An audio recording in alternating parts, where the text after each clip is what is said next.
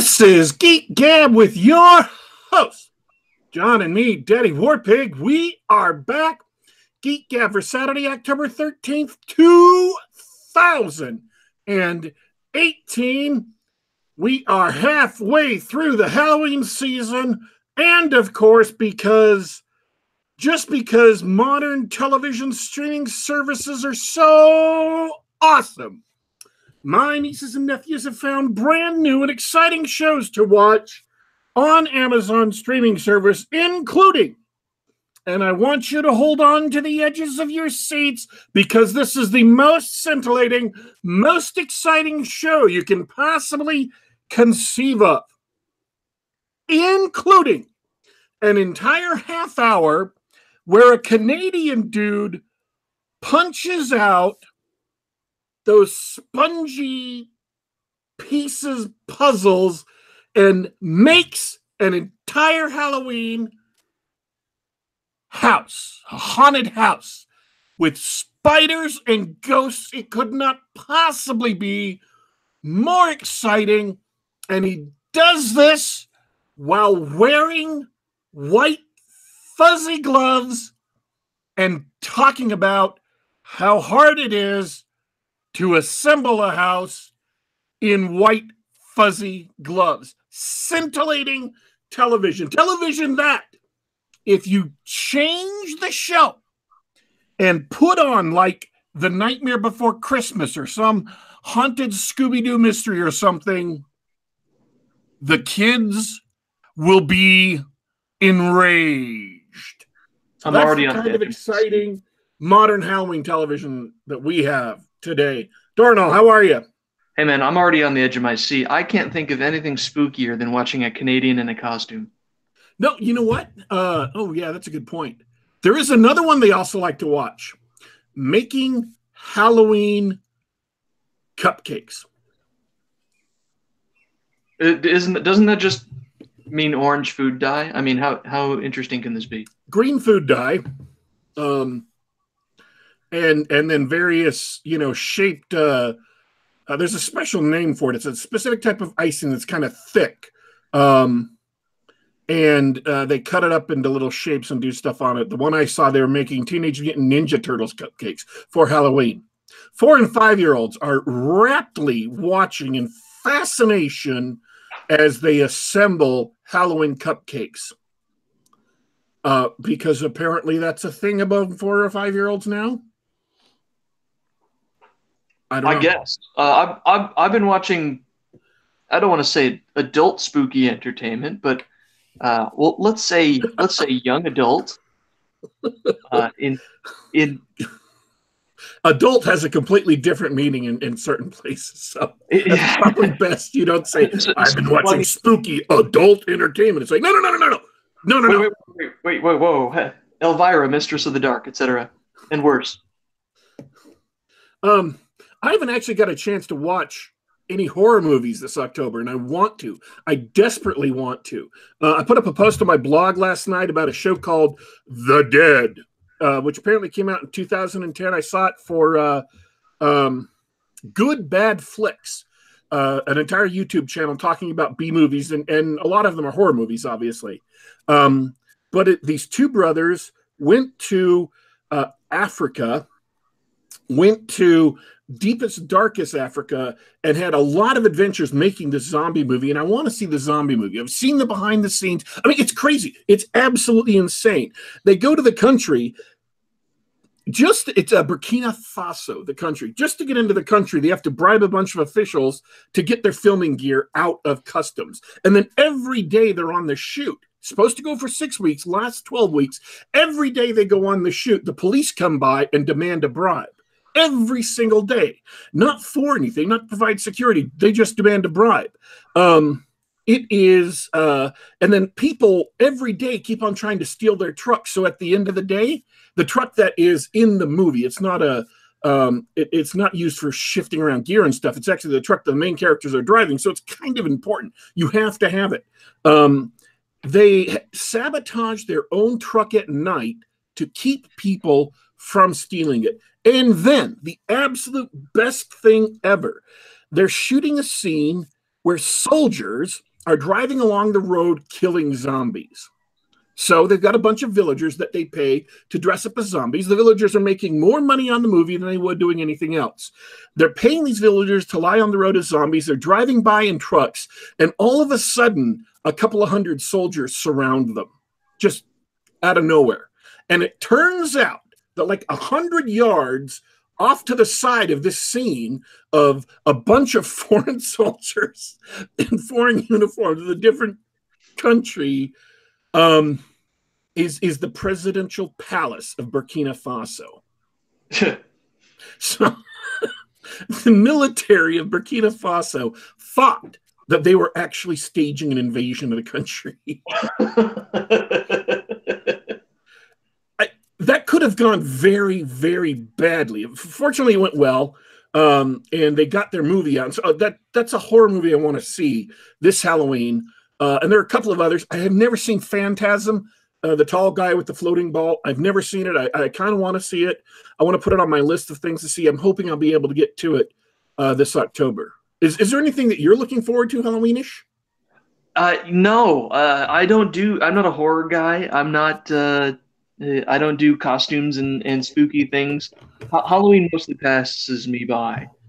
It's not really my favorite holiday.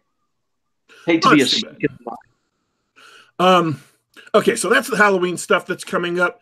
What was on our list? We had Google Plus is shutting down. What? Yes, it is. And not for a while. Literally dozens of people who are very, very upset by this. I mean, literally dozens. And as you were saying, some of them are OSR people. Yeah, I was really surprised to find out that, I looked at Google Plus when it was announced and I said, oh, this is useless. And then I was surprised to find out that there's a thriving little community, a niche community that used it. They said, this is our home. We're going to use it. I didn't think anybody used it for any particular purpose. And I observed, we did this, we were talking in the green room before the show, before we decided to table this discussion. So, because he had a provocative theory and I want to get into it.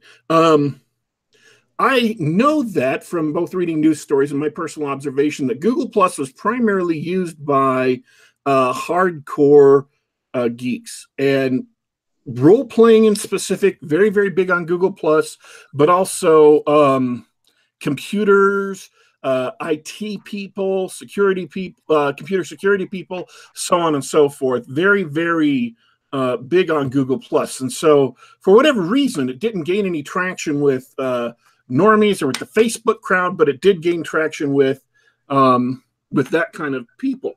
And you had a theory about that. Well, you know that Google Plus is a replacement for another discussion forum for nerds, right?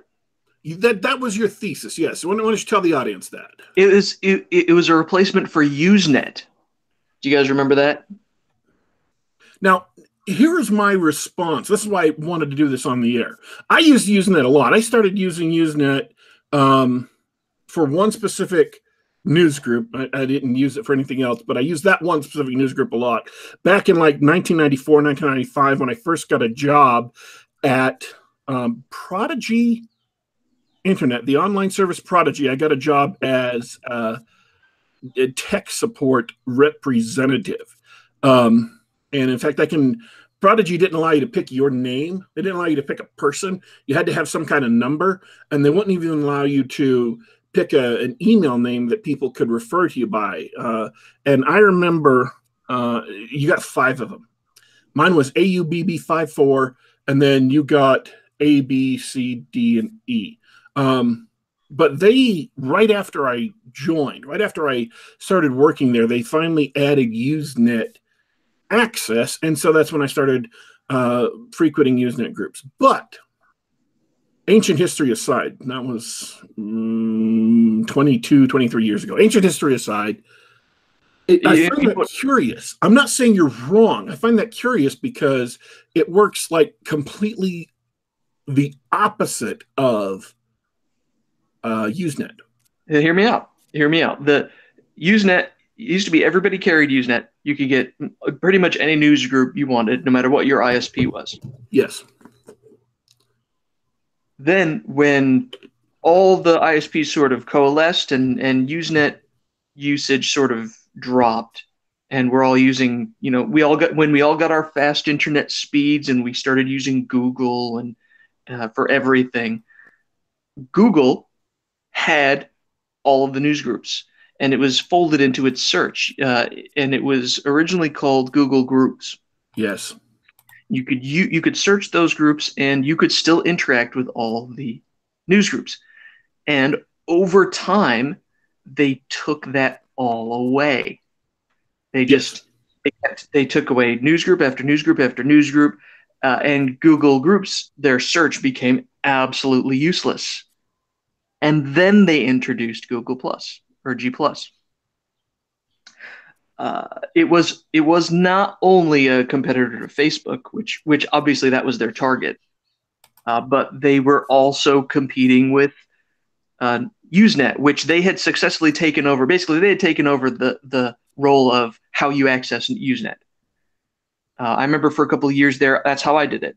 I said, I need to check out my old vampire jihad news group. I just go to Google Groups. They took that over. They rolled in Facebook. They rolled in Usenet, and to an extent, web forums. Reddit, of course, is the big site now. That was it. So it wasn't just a replacement for Usenet, but that was part of what it was for. Like, Google deliberately destroyed Usenet because it took it over as the main interface for news groups, and then completely destroyed support for it. They did the same thing to RSS too. Really simple syndication where you could subscribe to a website and get all of their updates and stuff in an RSS reader and have a feed of them, so you didn't have to physically remember to check 12 websites or 13 websites or however many you have. You could just use a program. And they used to have a lot of for-pay programs that were very competitive. It was very, very active. And the blogosphere, that is a bunch of blogs, used it extensively. And then Google came out with, I think it was Google Feed, which was a free online RSS reader. And immediately the market for paid RSS readers dropped off. Because you can't compete with free. And then Google killed Google Feed, and RSS died. Well, I've got good news for you. There are still free readers. I've got a website that I recommend. Actually, I use Feedly, and most blogs and sites that I visit still have RSS feeds. I use Feedly as my back end. I've got a couple of commercial RSS readers I bought on iOS and on my Mac OS. And in fact, one of the best RSS readers on the Mac, that's a commercial release, it's like $20, is coming back. They're releasing a new version of it because usage of RSS has dropped off. A lot of sites still offer it because, like on WordPress, it's easy. You just flip a button and you can turn it on. So a lot of sites still offer the functionality, but it's not popular. There's not a ton of people using it, and so it's kind of a ghost town. But hopefully we're starting to see some revival there because it's a very useful technology. So, all right, we've bored everybody enough. Let's get someone interesting on. No, but we can bore them some more. I can tell people that an RSS feed is a specific type of XML file that you include in the core directory. So I'd like to thank you guys for having me on. This is very exciting for me. Oh, no, I have the perfect segue. Let's edit this in post-production. Yeah, we do post-production around here. We absolutely do. I was just checking my RSS feed as an example on Feedly. I've got the Castalia House blog, and it mentions in the new roundup, the what do we call it? The new release roundup. We've got, let me find this line here. The Dealer's Tale by Jon Mollison. So that's my contribution to the latest issue of Story Hack magazine. The editor there, Bryce, has been kind enough to allow me to grace his pages with a bit of a serial that the overall title is Last Night at O'Reilly's, and it tells the tale of a lavish underground nightclub that gets raided, and it's the last night of operation. But the tale itself, it's not strictly a serial, because what I've done is told the tale of the last night of this club from multiple different viewpoints. So those of you that have read Story Hack issue number 2, you heard the gambler's tale, and the new edition includes the dealer's tale. So you see the same events from an entirely different perspective, and hopefully it continues through. And with each successive iteration, you learn a little more about what's really going on behind the scenes. That's a great idea. I love that. I love that just concept as a setting, and also the there's a word for that sort of story structure. The Pulp Archivist probably knows what that word is. Is he in the? I don't have the chat open. Is he in there? We should hit Nathan up. You got Jeffro in the chat. Jeffro Johnson's hanging out. He was talking about Google Plus and OSR. Yeah, he tends to do that. They call that sounds like Jeffro. They call it the Rashomon effect. The first time I hadn't really encountered that was an old TV show called Boomtown, which did much the same thing. Every ish, most of the episodes did that, where they would show the crime, and then they'd show from the point of view of the criminals, and then they'd show you from the policeman's perspective. And it was kind of a slow burn kind of show. Really fell off in the second season, but if you have an availability, you can go back and watch the first season of Boomtown. I highly recommend it. Oh, and that comes to mind. A lot of Oscar bait trash in Hollywood sometimes gets structured that way. Like I think it even won an Oscar. Crash was a terrible, terrible movie, but it had a similar idea. One of those, we've got a bunch of different characters, and let's watch them. And how their lives interact with each other. But so when are you optioning this film? It's available right now. Okay. My people are standing by. Just have your people call my people, and and we can make that happen. Hey, man, we know Nick Cole. We'll get this thing started. Well, I was really thinking about going more of the Chuck Wendig route, and once I get fired, maybe starting up a comic book. Excellent. I would just like to say, officially speaking, I'm not at all broken up that Chuck Wendig got fired. I have done a lot of soul searching, and I don't care. I'm troubled by it. I'm very concerned. I'm concerned that I was watching this, the plummeting stock value of Star Wars tumble, and firing him, they might hire someone competent. And speaking as someone who competes against that brand, I don't want them to do that. Wait, well, we've got good news for you. They rehired Kathleen Kennedy at Lucasfilm. So as far as the brand goes, I wouldn't worry about that competition. Can I tell you? I have been working on a joke that deals with Kennedy basically driving Star Wars off a cliff into the ocean and then walking away as Star Wars drowns. There's a Kennedy car crash joke in there somewhere, but I haven't quite crafted it yet. So watch my Twitter feed at not Jon Mollison, and you'll see, it's going to be a gem. I got to say this because this is so awesome. The reason why Kathleen Kennedy got re-upped for another 3 years was because they couldn't find anyone in Hollywood willing to take her job. I don't buy that. I don't buy that for a second. Anyone who steps into the position is screwed, because the baseline expectation is that they will turn it around and Star Wars will become, start making billion-dollar movies again. That's what they expect. That's what Disney expects. But relations with the fans are so terrible that more realistically what you'll have to do is you'll have to invest a lot of time and a lot of thought, and instead of putting out one Star Wars movie a year, start slowly putting out one every few years to try and get the audience back to build up to that. So if you fall short of $1 billion movie every single year, then you've failed and your name will be mud in Hollywood.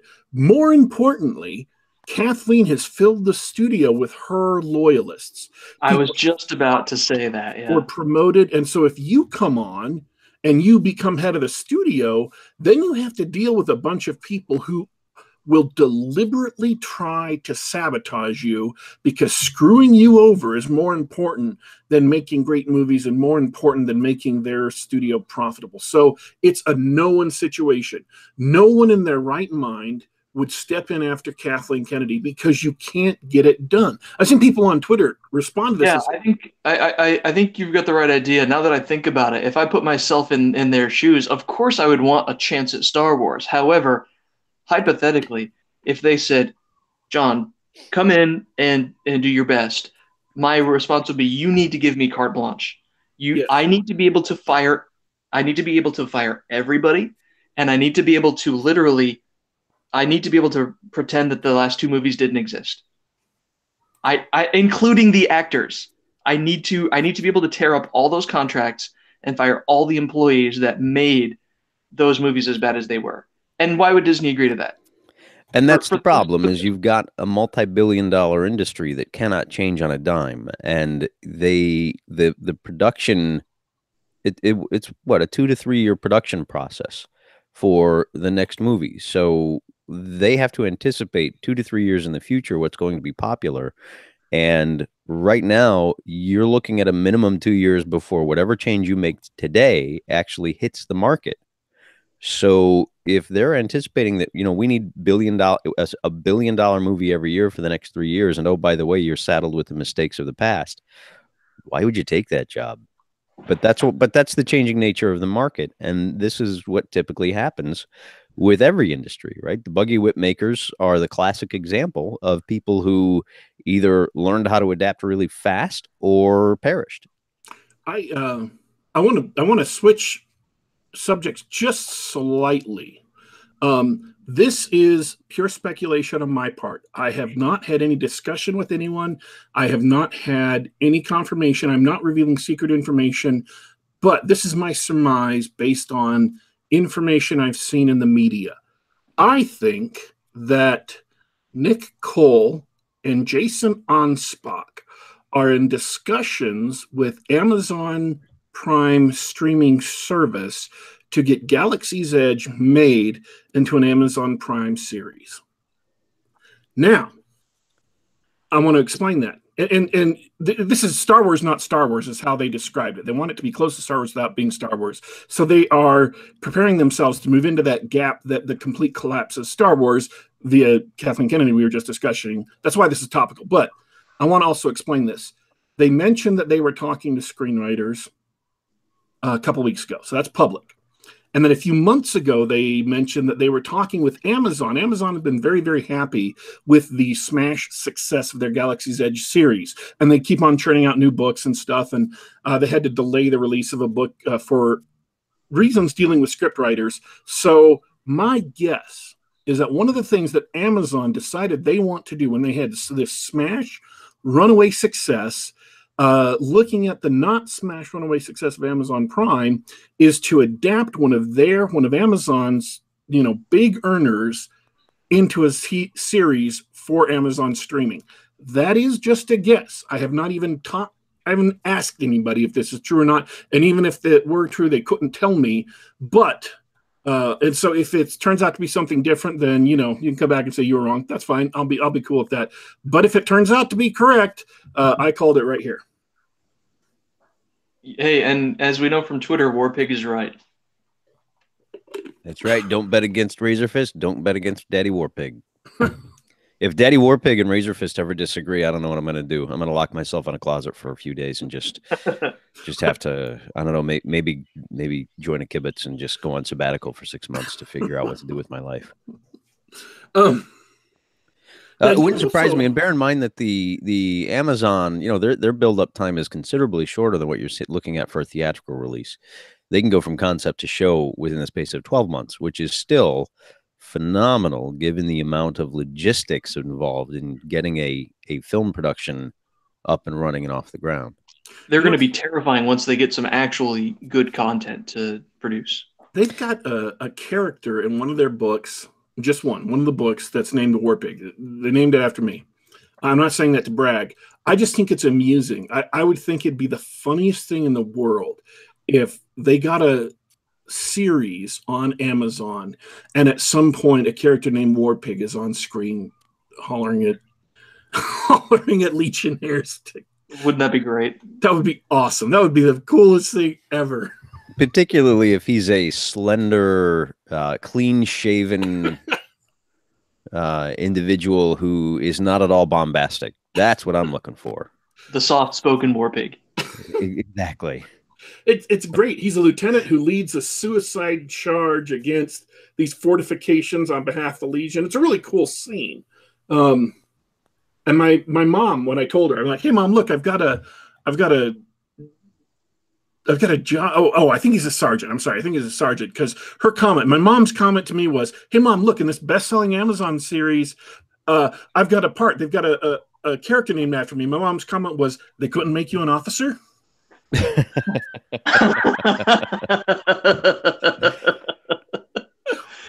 So that's your mom's response. It doesn't. That is a stereotypical mom response. That's great. All right, so somebody's got a book coming out, right? He does. He's got a book called Barbarian Emperor, where he plays with a lot of the old pulp tropes, where he takes everything he's learned from talking to guys like the aforementioned Jeffro and Nathan Housley, and the other guy is Alexander, former guest on Geek Gab, the editor for Kursova magazine, and threw it all in a blender and watched what came out. The elevator pitch for Barbarian Emperor is, what if in the movie Gladiator, Maximus actually won and didn't get shanked and have to fight as a gimp in the last battle and die? What if he actually said, "You know what? I'm tired of all this Empire stuff. I'm going to go ahead and just climb up there and grab that crown for myself." But there's a lot more to it than that. I have spent a lot of time trying to figure out how to plug in and how to use a lot of people think of it as Moorcockian cosmology, but Moorcock in his Elric series borrowed heavily from writers that trod the same ground before him.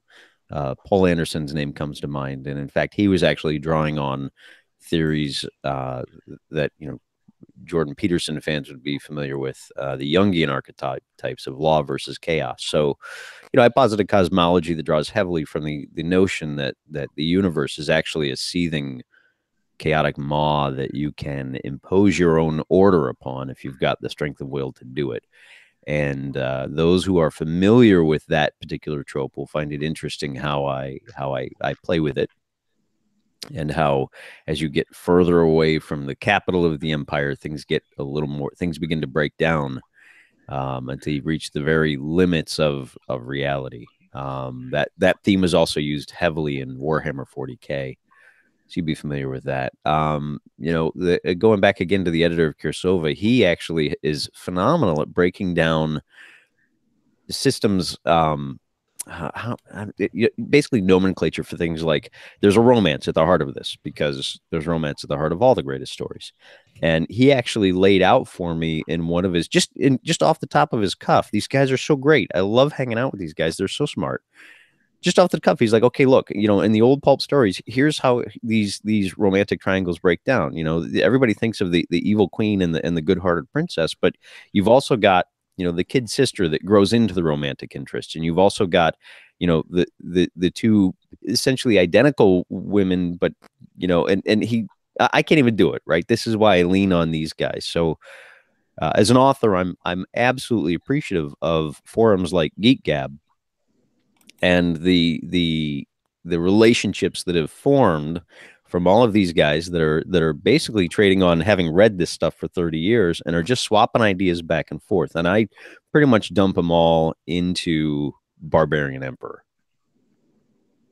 I want to break in for just half a second. Emmett Fitzhume in the chat says that he thinks that Warpigs would be a great unit name. And I also want to point out, in The Terran campaign for StarCraft 2, the Warpigs are, in point of fact, a mercenary unit you can hire. So they're also one of the better units in, is it Clash of Clans? Don't mess with Warpigs. Yeah. All right. Again, apologies for the sideline. I just want to drop that into the chat. Well, you know what I was thinking about when you were talking about, I love, how did you put that reality is a seething maw of chaos, and you can impose order on it through strength of will. I love that.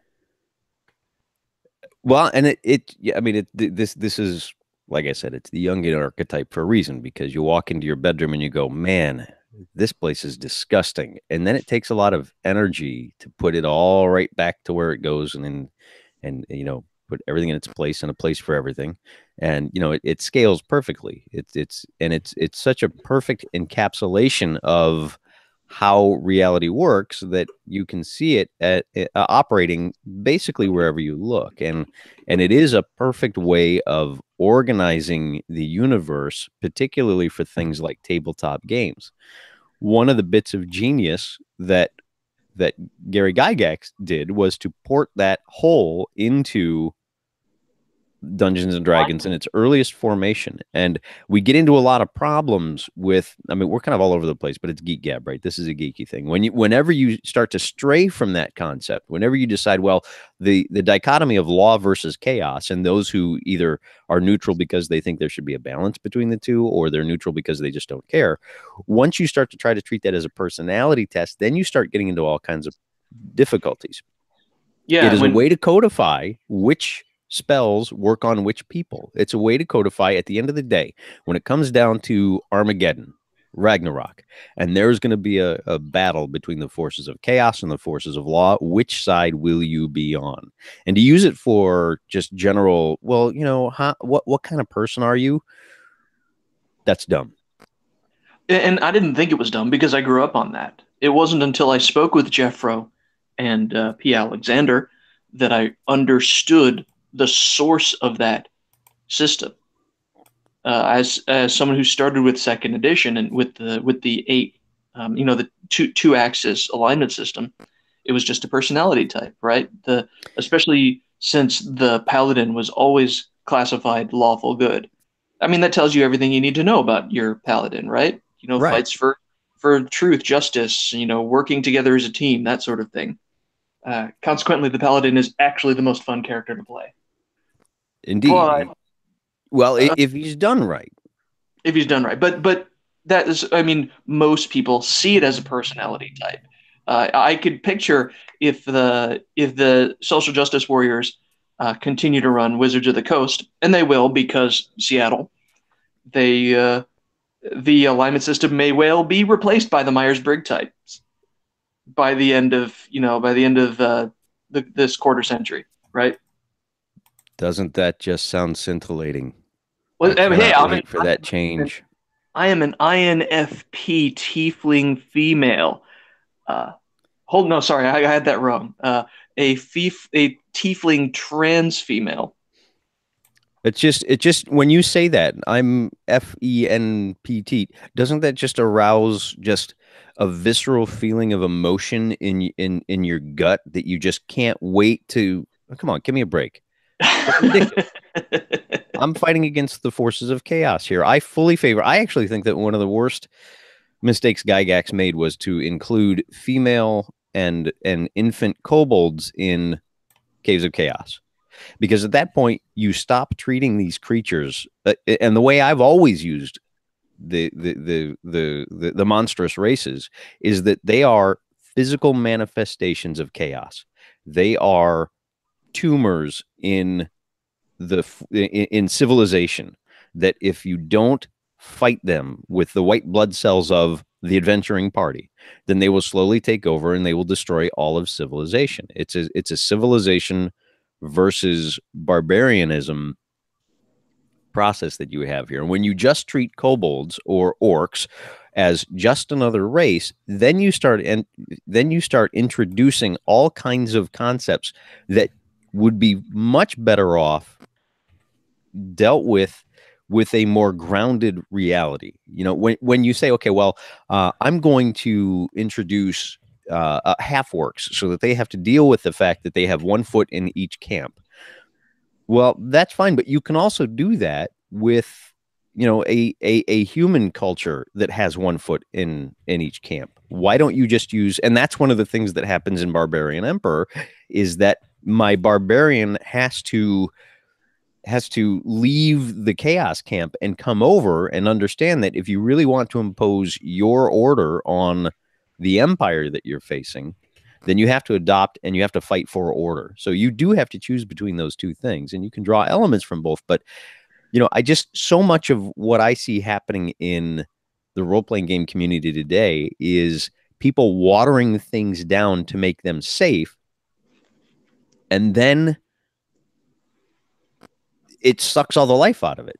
They suck all of the drama out, and they say, well, we want to play with the idea of half orc, but not half orc because there's so much weight behind it. So I'm just going to reskin my half orc as a tiefling.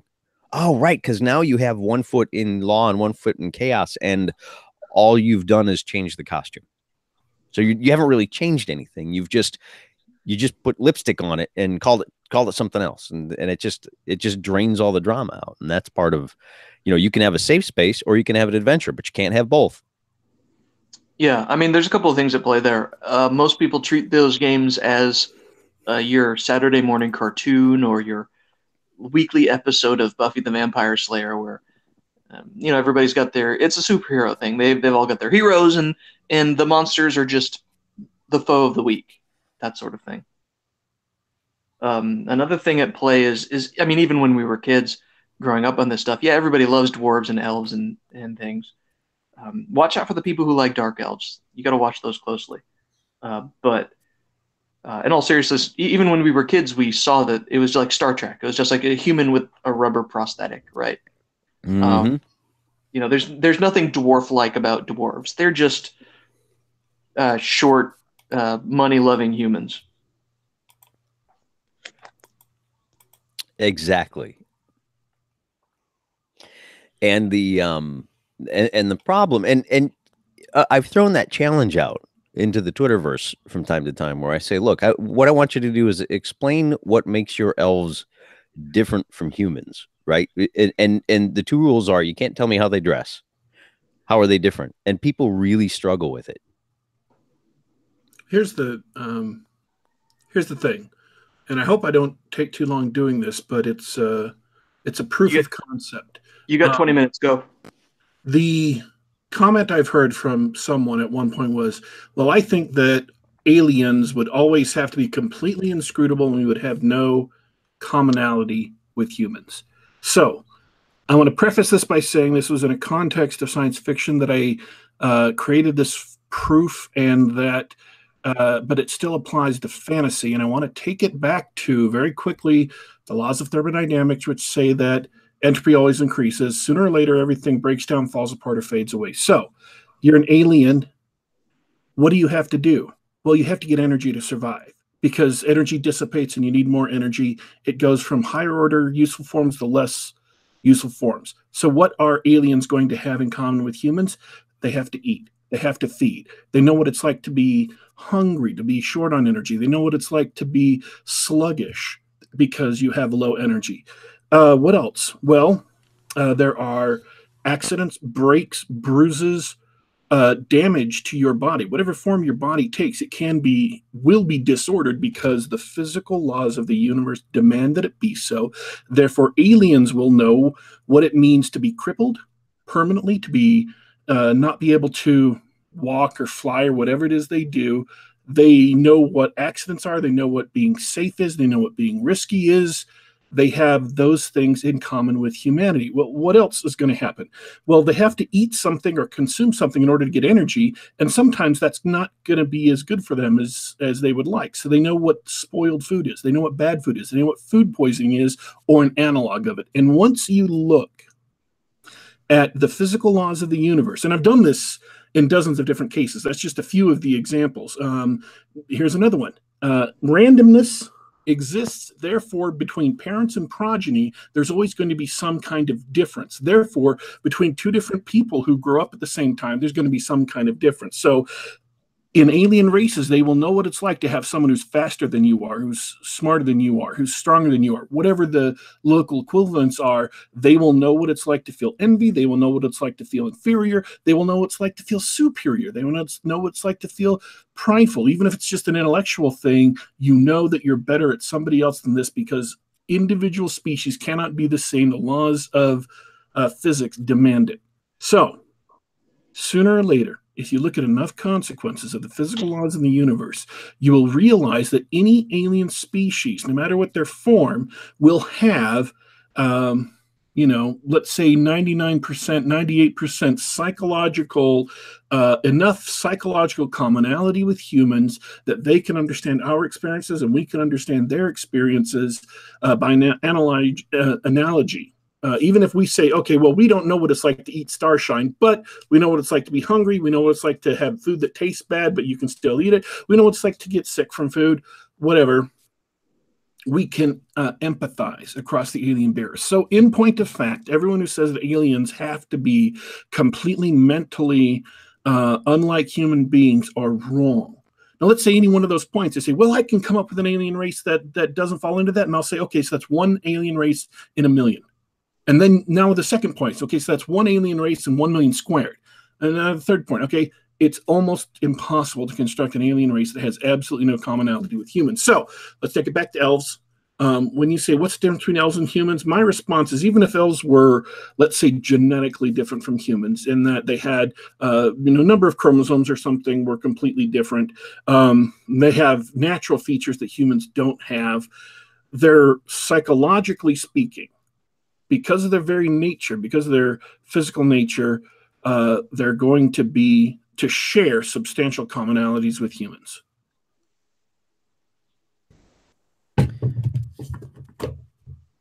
Now that's a conversation killer. Was there a question? No, I was responding to his statement. It's an answer to his question. That's all well and good, but what if they have no soul? That's a great question, actually. In the sense that elves are human-ish, as presented in Lord of the Rings and whatnot, and they don't have souls. My Silmarillion's really weak, but let's be fair; it's a bit of a cheat. Daddy Warpig's point is well taken.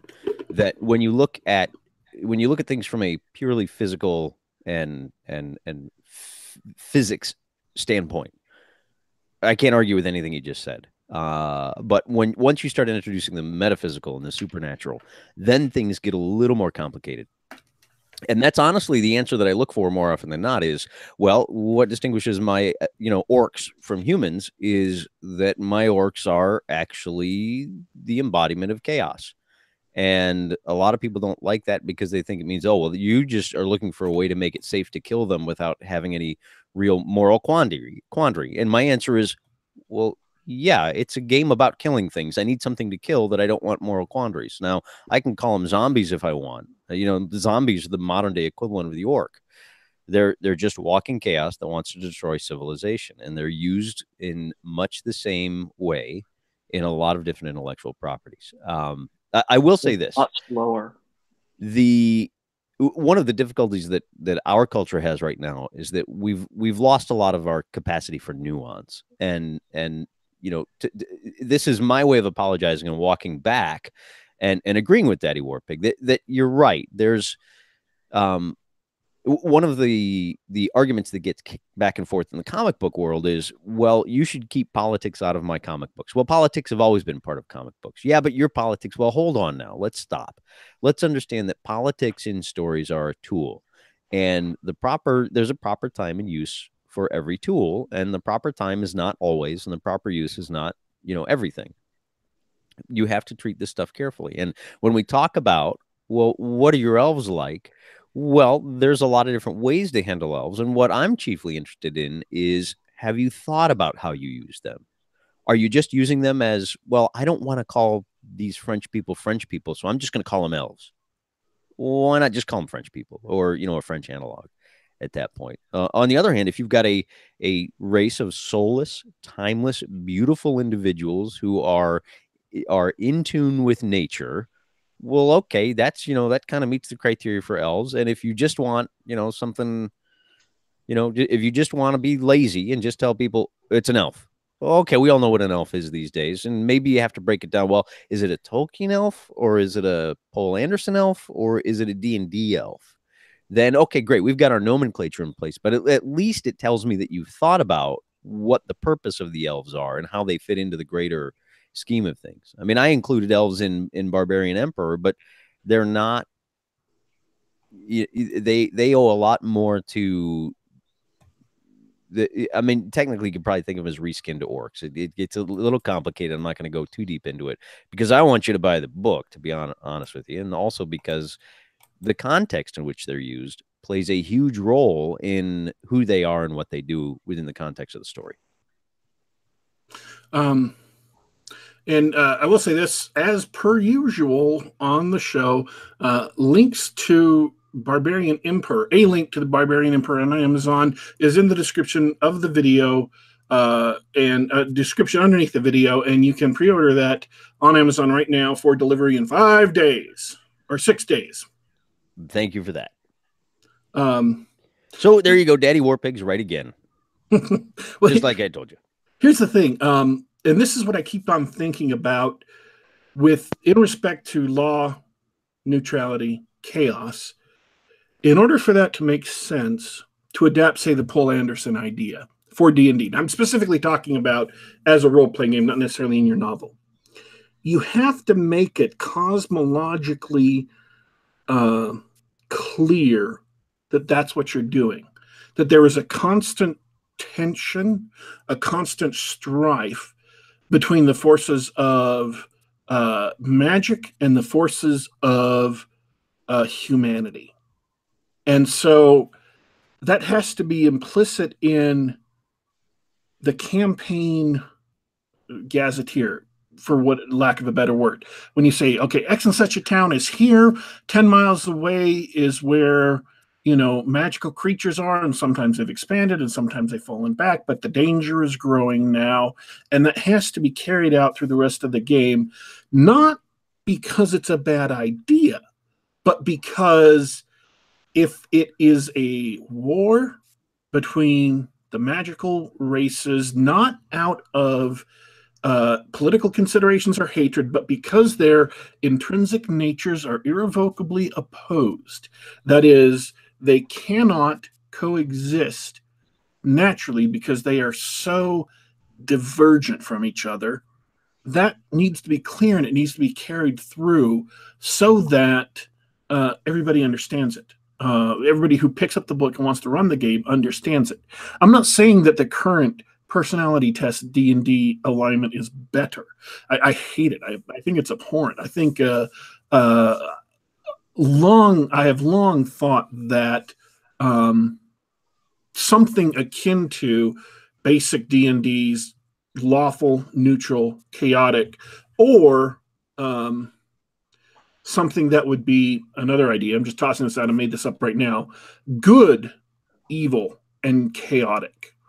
Not as on a continuum from A to B, but that's a three-pronged axis where you can be good, that is you're supporting mankind and humanity, you're a decent person, or evil, that is you're consorting with fell demonic forces, or chaotic, that is you are aligned towards magic and non-human creatures and stuff. I think that would be a better way to implement the cosmological notions undergirding that than the 3x3 grid. I understand why they made the 3x3 grid, because it makes the outer planes possible. It makes the outer planes comprehensible, and that's a key part of the cosmology. But once you've done that, the way it gets implemented back into the game system is a very unclear and very confusing manner that keeps on getting revised because nobody's gone back to the original material and gets it set out straight. Well, and let's be honest here. Nobody, I say the average player, I'd even say most players, don't think about it, nor do they care. And why should they? It's not really important to the game. may be important to the game master, may be important to the author of the world and the rules and the settings, but who cares? I think it's important because it sets up exactly in the caves of chaos, why the caves of chaos there, why they're in danger. It undergirds what's going on in the campaign. Even if you don't have a big bad who's assembling an army to take over the world, that whole process of moving from an adventurer to a settler, and here I'm just aping or parroting Jeffro, is pushing back the borders of chaos. You're establishing new demosnes, you're establishing order for humanity, and every time you go into a module and you see orcs, they're not just orcs who are these evil humanoids who rampage and pillage. They're not just fantasy Mongols.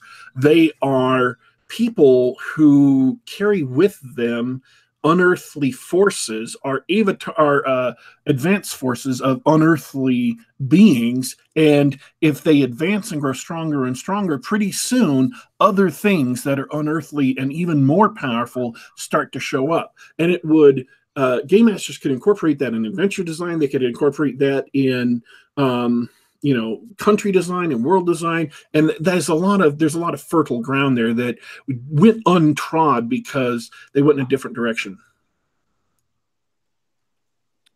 Speaking of a different direction, a thought occurred to me about the 2-axis alignment system, and that it's also necessary in today's modern culture. In this culture, it is seen as permissible to be chaotic. Chaotic is not seen as evil. It's okay you can be good as well as chaotic. When to go out on a limb here, I would say, and in these sorts of games, when you're talking about chaos as a personality type, it means that person is strongly individualistic. They care about individual liberty and individual self-determination. And in modern days, that's not seen as evil. Where in a different time or a different culture, and some may argue that it is evil. That modern culture where we are obsessed with the individual, such that we break apart large groups. That is evil, but reflecting our current very individualistic culture, chaos is not evil, and in that sense, the dual axis alignment system was necessary because it reflects the way we understand the world right now. You have to be careful how, if you really want to drill down deep, you have to be careful how you're using these terms, because the part of what happens is that there's a natural tension between chaos as change and chaos as disorder. And change and disorder are not synonyms, even though the word chaos can be used for both. You can't have growth without change, and growth can be positive or negative, and that's where this starts to break down. So when you sit down at the tabletop, that's why it's important to understand that every time you sit down to play a tabletop game, you're actually playing two different games. There's the rules as they are written, and that's where the law and chaos came in. It says, well, this spell protects against people who fight on the side of chaos, and this spell protects against people who fight on the side of law. And so it has real specific, concrete meanings within the concept of the rules as written. But there's always that secondary game that's being played about looking for exceptions, and the interpersonal game that you play with people, where you're actually all in negotiations for how are we going to arbitrate that fundamental process that Daddy Warpig outlined so eloquently a few weeks ago, where it's the DM sets up a situation and the PCs respond to that stimulus. And there's different ways to respond. And one is by cracking open a rule book and saying, well, no, look, right here on page 43, it says here that this spell only lasts for, whatever. But the other way to do it is to set the rules aside and say, hey, we're trying to jump across a canyon. Can we do it? And there's a tension between that as well that needs to be introduced and discussed. And we don't have time to get into all of that right now, but that's one of the things where we circle back around to my point that we've lost a lot of our nuance, and we've lost a lot of our awareness of what we're doing at any given moment. And if you just sit down and spend a little more time thinking about the ramifications of whichever side you come down on, whether it's, well, I like to play the rules specifically as written, or the kind of relationship game, then, you can come out with different results, but at least be aware of what you're doing and don't try to pretend that you're doing one when you're really doing the other. That gets back to the verisimilitude is far more powerful than reality. Here's a point about Poul Anderson law versus chaos. Chaos and Poul Anderson in the world, and is it 3 Hearts and 3 Lions? Yes. Okay. In 3 Hearts and 3 Lions, which I have read a couple years ago, and was actually very influential in some parts of the Big Secret Project. 3 Hearts and 3 Lions, chaos had nothing to do with individualism, and it had nothing to do with following human laws or breaking human laws. Because you could be a thief who steals from everyone around you and still be basically on the side of humanity. You might not be a good person, you could be a vile person, but you weren't aiding the advancement of unearthly, inhuman, intrinsically alien, and I don't mean that in the science fiction sense, I mean that in the sense of being separate or distinct from humanity. There is, and let's just say, for the example of a fake cosmology, magic. Magic is entwined in the very being of these creatures, the very bodies of these creatures. If magic were completely taken away, they would die because they can't exist without it. And because of that, they're not human. They'll never be human. They'll never be a natural species like humans and dogs and cows. But there is something that marks them apart. And the fact that they have this magic woven into the core of their being means that where more and more of them live, more and more magical things will happen, which are inimical to human interests. It makes it hard to farm, makes it hard to grow crops, makes it hard to raise kids. The elves come in and steal your babies at night and replace them with changelings. Your milk gets soured because of mischievous creatures, mischievous fae. Whatever is happening that makes it hard to be human and hard to live in close proximity with magical creatures means that they can't ever work together, they can't ever lie together, and even if individuals on either side can work together, ultimately they're intrinsically opposed to each other by their very natures.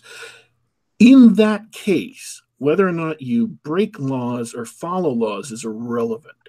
Whether or not you follow tradition or rebel against tradition, rebellion against human traditions and laws is irrelevant to this Paulian concept of chaos. And so that's my point, is that if that's the concept you want to build your game on, that has to be clear. You have to write that explicitly into the core of the system and orient your alignment, whatever it is, explicitly around that and say, are you a human being who is thrown in your lot with the goblins, with the termagants, with the witches, with the hags, with the men-eating sirens, with the harpies, with all of these unnatural creatures, with the gorgons, with the medusae, all of these unnatural creatures? Or do you live among, are you part of healthy, normal human society? And that could be an interesting world to build, but that was not the world that D&D actually ended up creating. And if you're going to have a Paulian concept of chaos, it needs to be more deeply embedded into the world. And the flip side of that is, if you're going to throw out that concept, then you really need to throw it out of the rules as well, because you need to have the marriage of the rules and the setting is far more critical than people tend to give any credence to. Everybody says, well, you can do whatever you want with Dungeons and Dragons. And the answer is, well, yes, you can. But, whatever you want might mean some pretty significant wholesale changes in the way the rules operate. You may need to sit down and throw out whole pages of the spell lists because they don't reflect the reality of the world that you've designed. And I think if you look edition over edition, that's precisely what they've done. They chose a direction and they changed the game to suit that direction. Correct. More power Hey, to them. I got a question for you. This is from the chat, Jeff Johnson, and for that matter, myself. I only read Dead Tree versions of books. Will Barbarian Gladiator be available in hard copy? Absolutely. Love it. Absolutely. You got to give me a week or two to get it all polished up, but as soon as possible, I'm going to get that out in Dead Tree. In fact, I think all of my works are available in Dead Tree. Oh no, you know what? I'm still waiting for my proofreader to finish reading Sudden Danger. Once I get that back, then that'll get out to hard copy as well. Awesome. Who do you publish with? Is it just Amazon independent publishing? Just Amazon. Okay. Most of my books are available on Kindle Unlimited for the time being as well. Yeah, I read the Five Dragons. I've got that on my phone right now. Okay. All right. So, is there anything else about Barbarian Emperor you want to talk about? No, we covered it all.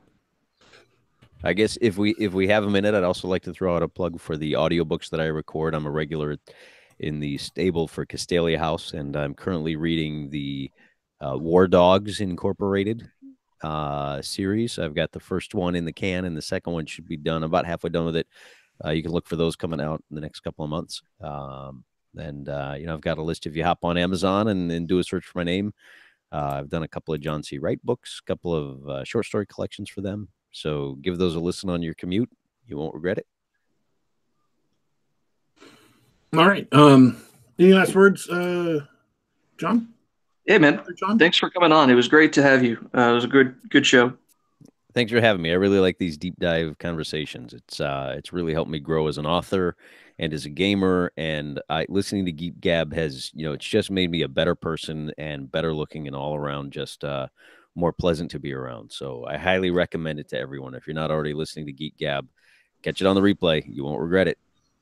Appreciate it. And thanks to everybody in the chat who joined us on a discussion about a book that turned into a discussion of law and chaos. I appreciate all your kind words, John. And I want to say thanks to all the people who, from way back to the beginning, all the people who have come on the show and contributed their voices and their thoughts and their ideas to the discussion here. We've had some big names on the show, but even better are all the up-and-coming authors on the show who very much appreciated all of you guys. And I'm not going to start naming names because, frankly, I'd forget somebody that I'd want to otherwise remember, and I don't want to leave anybody out. But all you up-and-comers who have come on the show and contributed to the discussion, brought up interesting topics, had great discussions, we appreciate all of you. And, of course, we appreciate the audience who listens to this show, available on SoundCloud.com, the iTunes Store, and the Google Play Store. Just do a search for Geek Gab. And I especially want to thank all the people who come and listen to the show live, join in the discussion that you can see if you go back and replay the video later at youtube.com/geekgab. If you do get here when it's live, of course, you can join the discussion and make your own contribution that will be immortalized until the second that YouTube kicks us off the channel. By the way, if you click subscribe and then click the little bell icon, you will get an announcement from YouTube as to when we do go live, so that you'll have a chance to drop whatever you're doing and come in and join in to the show.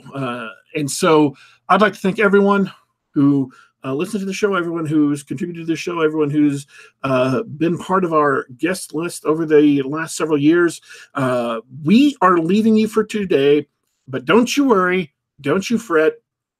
We will be back.